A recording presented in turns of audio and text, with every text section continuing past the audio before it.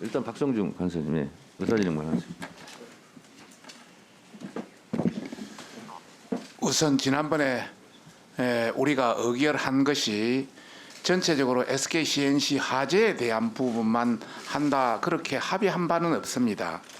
그래서 전체적으로 우리 위원님들의 자유 의사에 의한 질문이기 때문에 거기에 한정하는 것은 바람직하지 않다.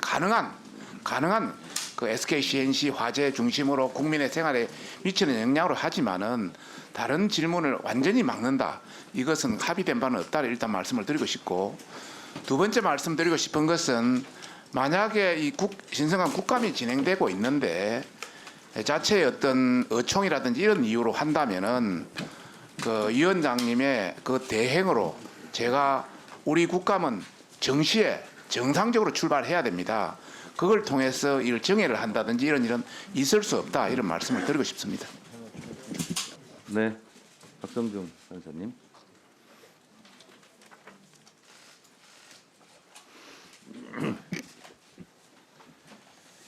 오전에 있었던 일에 대해서 유감을 표합니다. 민주당은 대통령실 앞에서 이재명 대표를 비호하기 위해서 규탄 기자회견을 하기 위해 국회법에 따라 정시에 출발해야 할 가방이 열차를 멈추게 했습니다. 우리 정청래 우리 위원장께서는 가방이 열차는 정시에 출발한다고 항상 강조했습니다. 그런 차원에서 저희들이 유감이라는 말씀을 드리고 싶고, 특히 오늘 국정감사는 카카오 데이터 센터 화재로 인해서 온 국민의 관심이 쏠려 있는 것을 알고 있음에도 불구하고 민주당 의원들과 정청래 위원장은 자신들의 소임을 망각했습니다. 국민들께 사과해야 된다고 봅니다. 저희들은 국회법 52조에 의한 위원회의 최적 4분의 1 이상의 요구에 가방위는 개해야 한다는 논리와 국회법 55조의 5항에 의해서 그 직무 대리자를 지정하지 아니하고 위원회가 활동하기 어려울 때는 위원장이 소속되지 아니하는 교섭단체 소속의 간사 중에서 소속 위원 수가 많은 교섭단체 소속 간사의 순으로 위원장 직무를 대행한다는 그런 근거를 가지고 이야기를 했는데 수차례 기피를 했습니다. 참고로 말씀드리면은 가방위 행정실과 정청래 위원장은 2016년 6월 29일 박홍근 민주당 의원이 미방위 신상진 위원장 대신 회의를 속개했던 사실까지 뭉개고 있습니다. 이재명 대표를 위해서 편파적으로 위원회를 운영하고 있는 것입니다. 또한 2016년 9월 29일 법사위에서도 국회법 50조 5항에 따라서 박범계 민주당 의원이 위원장 직무 대행으로 국정감사를 실시한 바 있습니다. 그런데 제멋대로 운영하고 있습니다. 민주당은 국민들께 사과해야 합니다. 정 위원장과 가방위 행정실에는 응당한 법적 책임을 물을 것을 밝힙니다. 이상입니다. 잠깐만요. 위원장한테 지금 말씀하셨기 때문에 저도 한 말씀 드리자면, 박성중 간사께서 말씀하신 부분은 개의를 얘기하신 것 같은데요. 이미 개의가 된 상태고요. 국정감사 진행 중에 잠시 정회를 한 겁니다. 그래서 지금 말씀하신 부분은 좀 다른 상황이다. 이렇게 말씀을 드립니다. 다음은 박성중 위원님, 네, 질문해 주십시오. 이혜진 의장님. 네. 예. 김범수 센터장님. 네. 예. 제거는 벌써 국정감사가 세 번째입니다. 그죠? 네. 예. 여러 가지로 죄송한 마음도 있고 또 그만큼 중요하기 때문에 그런 있다는 말씀을 드리고 싶습니다. 김범수 센터장님.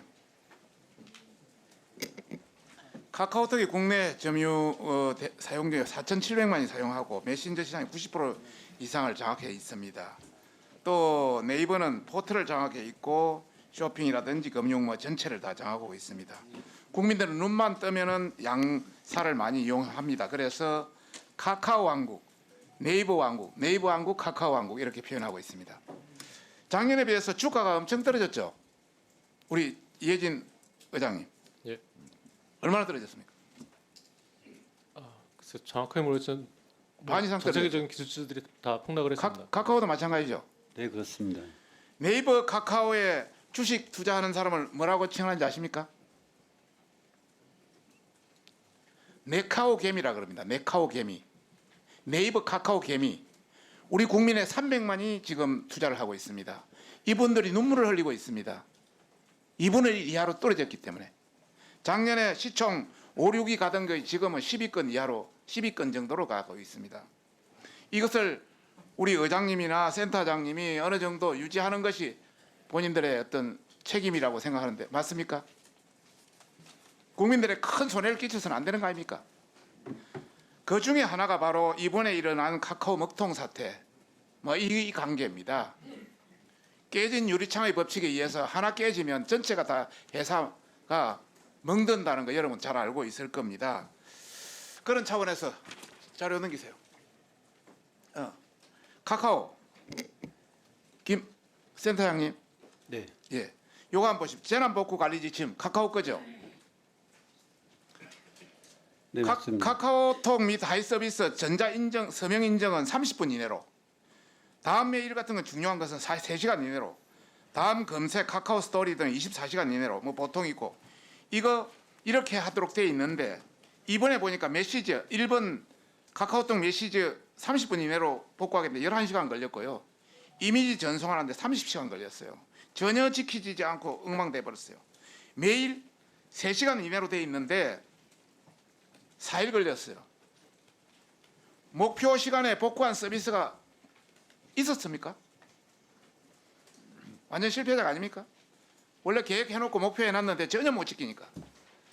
저 네이버 우리 예진 회장님. 네. 네이버에서는 재난복구관리 지침 있죠? 예, 이거하고 유사합니까? 기본적으로는 예 같은 책일 거라고 생각합니다. 그래 알고 있습니다. 이중화가 얼마나 중요하냐 많은 사람이 이야기했습니다. 저는 다른 비유를 대겠습니다. 2001년도 21년 전에 미국에 9.11 테러가 있었습니다. 그때 세계무역센터에 입주했던 기업이 350개 기업이었습니다. 그중에 재난 대비훈련 했고 이중화했던 모건 스탠리, 메릴렌치, 뱅크 오브 아메리카 한 극소수 회사들은 다음날 또 며칠 안에 복구할 수 있었습니다. 그러나 이런 대비가 없던 150개 내지 200개 업체들은 전부 도산했습니다. 그래서 이중화가 굉장히 중요한 겁니다. 단순히 그냥 필요한 게 아닙니다. 이거는 의무화 정도 돼야 됩니다. 18년 아연 화재 때, 4년 전 아연 화재 때 제가 가방위원으로서 난리를 쳤습니다. 그 당시 은행들이 먹통됐습니다. 그런데 2022년 뒤에 은행들이 상당히 다 이중화되었습니다. 그래서 지금은 좀 은행들이 괜찮습니다. 그런데 이번에 카카오 보니까 작업자 도구가 이중화 안 됐다고 그러더라고요. 그거는 변명에 불과합니다. 자료 이중화도 해야 되고 시스템 운영 이중화도 해야 되고 작업 도구 이중화도 해야 이게 진정한 이중화라고 봅니다. 인정하십니까, 카카오? 네, 인정합니다. 네이버는 지금 이중화가 어느 정도 수준입니까? 예, 저희는 중요한 그 시스템에 대해서 이중화를 철저히 하고 있는 것으로 알고 있습니다. 조금 나은데 비슷합니다. 혹시 춘천 데이터 센터 각 아시죠? 예, 그거는 제대로 돼 있습니까? 예, 제가 알기로는 제대로 되어 있습니다. 제가 알기로는 그렇지 마시고 확실하게 답변해 주십시오. 다음 김 센터장님, BCP 이야기 들어보셨죠? 업무 연속성 계획, Business Continuity Plan이라고. 여기에 재난에서 회복하는 DR, Digest Recovery 해서 재난 회복 지수 대략 알고 계시죠? 네, 네. 요게 표에 같습니다. 우선 미러 사이트. 이거는 주 센터하고 똑같은 건물을 원격지 하나 짓습니다. 그리고 거기에는 액티브 바로 작동할 수 있는 상태를 유지합니다. 매일 같이 주 센터하고 똑같은 걸. 그러니까 이거는 즉시 회복이 가능하죠. 여기에 해당되는 게 구글이나 마이크로소프트 돈이 많이 듭니다. GCP 그룹 계열들이 많이 들어 있고요. 그 다음에 핫사이트 해가지고 이거는 똑같은 주센터 동일한 건물을 원격지에 하는데 이건 스탠바이 상태로 유지하는 겁니다. 혹시 카카오에 이런 상태 있습니까? 없죠. 아직은 그 수준에 네이버 미치고 있습니까? 예, 기술적으로 제가 완벽하게 이해하지 못하지만 예, 중요한 데이터에 대해서는 저런 체계들이 있을 거라고 생각하고 있습니다. 네이버가 약간 준해가고 있는데 아직 멀었습니다. 세 번째가 웜 사이트입니다. 스위덴 또 수주에 복구하는 거 이게 지금 우리 현실입니다. 그래서 정말 우리가 다시 깨달아야 된다는 말씀을 드리고 있고요. 구글 같은 게 저희들이 확인해 보니까 4단계 미들 사이트 제일 윗단계 완전히 다른 데다 설치해 놓고 바로 작동할 수 있는 액티브한 상태로 바로 들어가 있는 게 전 세계 23개나 데이터 센터가 있습니다. 그렇게 애미 안 되죠. 돈 든다고 안 하는 게 아니라 정말 해야 됩니다. 이제 우리도. 혹시 저 카카오 내년에 안산 데이터 센터 구축되면 DR이 몇 단계 정도 됩니까? 핫사이트 수준 정도까지 핫사이트요. 네. 예. 지금 카카오가 아까 우리 다른 동료 의원들이 이야기했는데 2012년 LG GNS 가산 디지털 데이터 센터의 전력 공급 장치 문제, 또 2010년 데이터 네트워크 장비 문제 관련해서 이중 장비한다고 계속 약속했어요. 10년 동안 안 했어요. 안 했죠. 이거 국민 신뢰 회복 차원에서 이제는 해야 된다. 단순히 이제는 의무화돼야 됩니다. 아시겠어요? 그 다음은 구글은 매년 수일간 재복구 테스트를 해요. 혹시 네이버 재복구 테스트 합니까? 예, 저희 정기적으로 하고 있는 것으로 알고 있습니다. 그거는 이거하고는 다른 겁니다. 한번 확인해 보세요. 재복구 그 테스트는 매년 수일간 계속 비상훈련을 하는 거예요. 단순한 간단한 비상훈련 말고. 그 다음에 인프라 보건력 백서는 발간해요. 그건 의도적으로 장애를 한번 일으켜 가지고 시스템 취약점을 찾고 이를 수정하는 작업이에요. 사고 원인, 경과, 역량, 재발 대치, 반제 해가지고 구글은 분단위로 공개합니다. 이런 정도에 하지 않으면 이제 경쟁력이 없는 상태예요. 이제는 이것이 필수적인 양립사가 살아남기 위한 다른 대기업과 GCP와 경쟁하기 위한 필수적인 장치를 말입니다. 이제 선택 장치가 아니라는 거예요.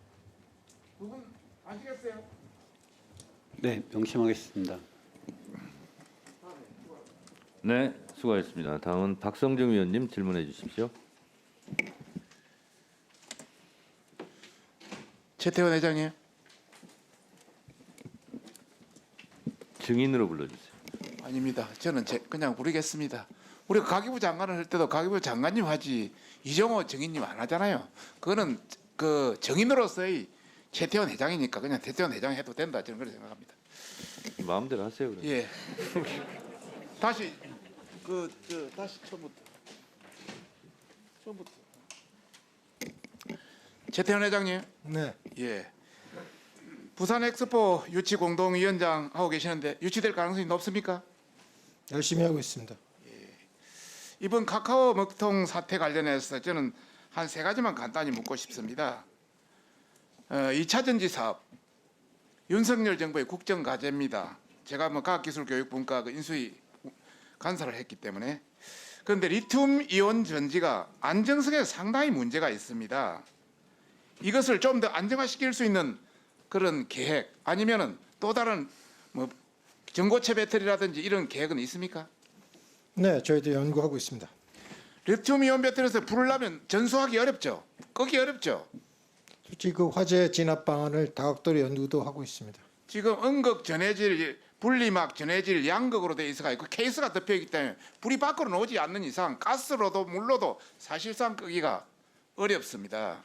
그래서 이 안정성에 문제가 있는 건데 여하튼 뭔가 또 다른 계획이 돼 있어야 SK가 세계적인 배터리 회사로 클 수 있는 거 아니겠습니까? 그죠?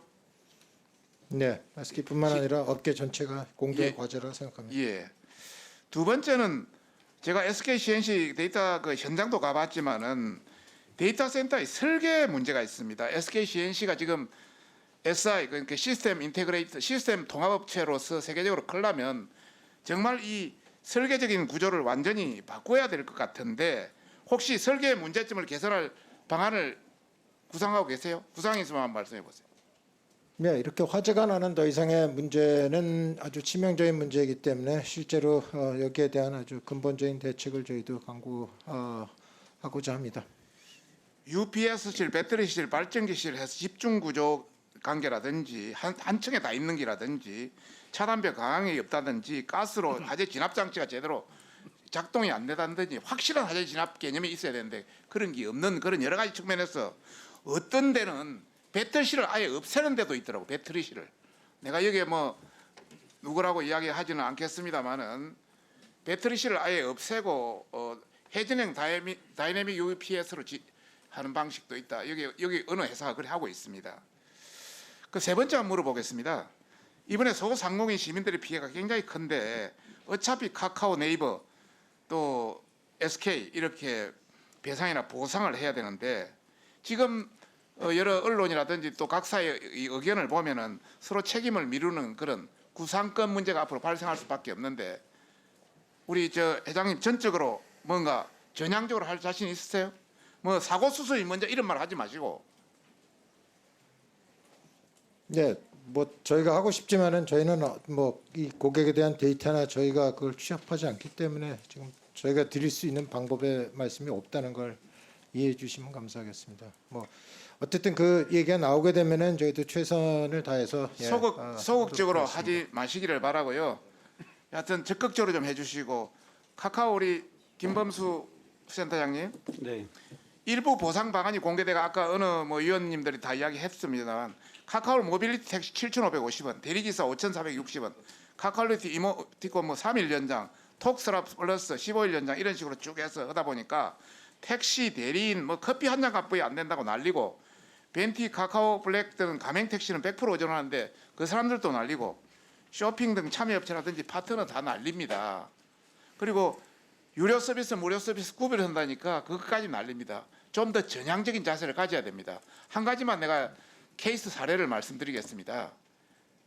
상당히 지났지만은 그 지난 메르스 사태 때 이재용 부회장이 삼성병원이지만은 본인이 사과하고 본인이 하다 보니까 빨리 수습했습니다.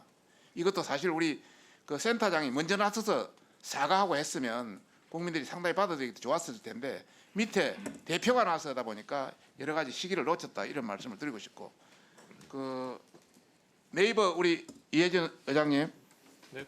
마찬가지로 보상관계, 배상관계 적극적으로 하실 거죠? 예, 지금 고객센터 통해서 받고 있는 걸 알고 있습니다. 예.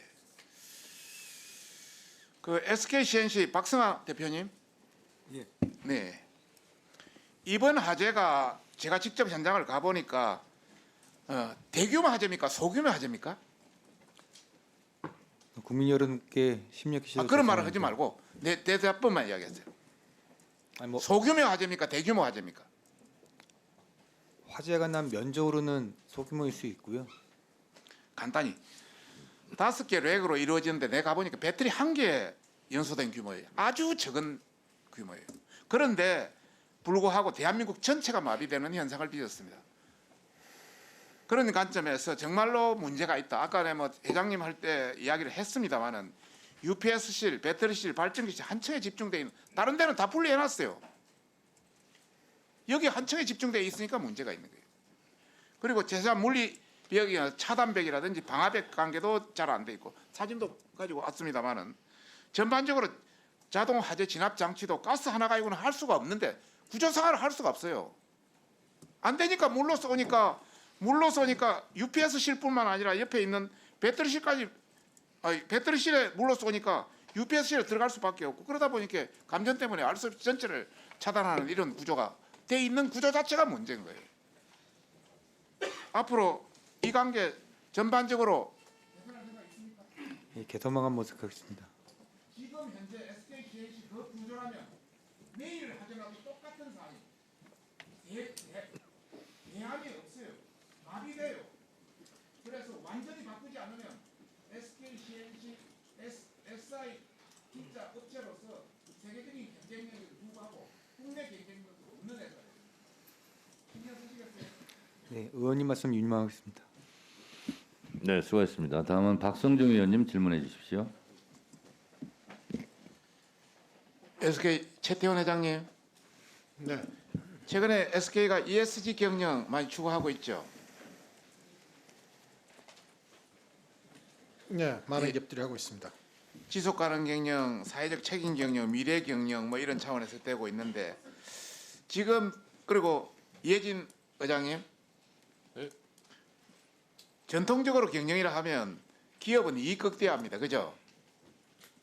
그런데 이제는 극대화보다는 ESG 경영에 좀 해야 된다. 이런 차원에서 같이 동참할 수 있죠. 예, 그렇다고 생각합니다.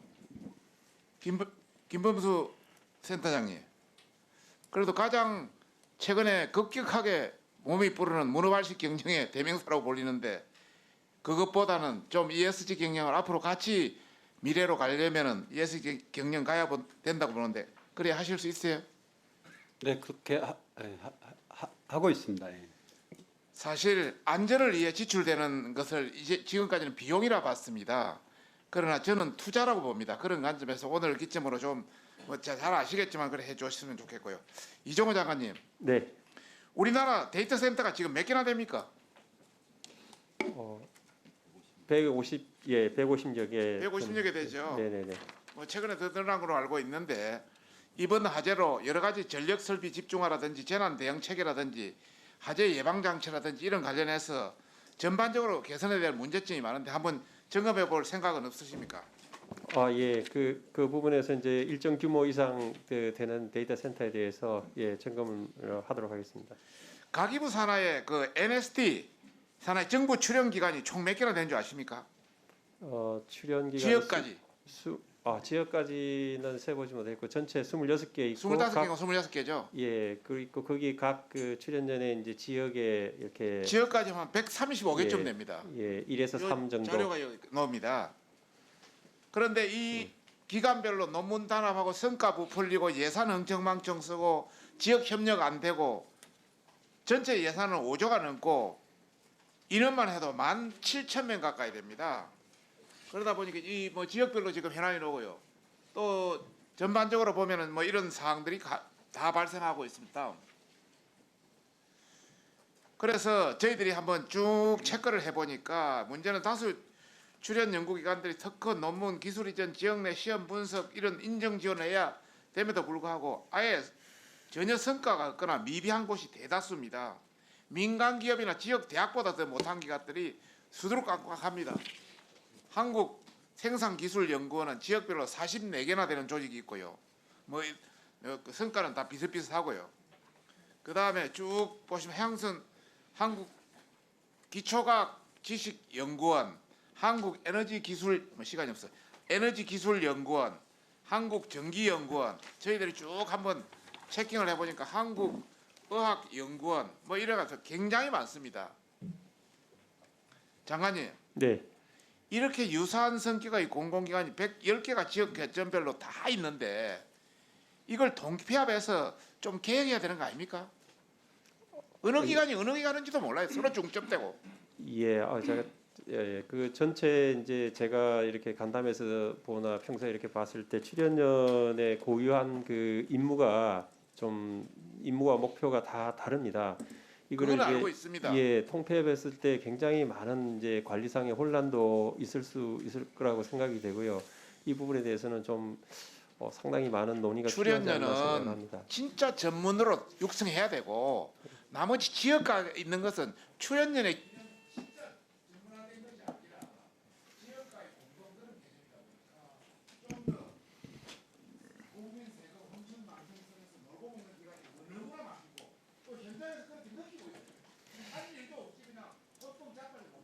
예.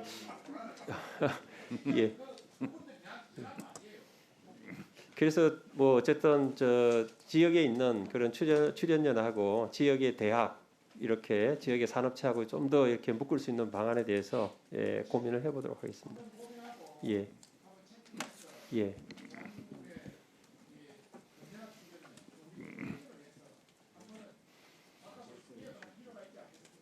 네. 네, 수고하셨습니다. 자빠져 논다 이거 발언 수정할 용이 없습니까? 그냥 앉아서 논다. 앉아서 논다 이걸로 정정하는 걸로 하겠습니다. 네.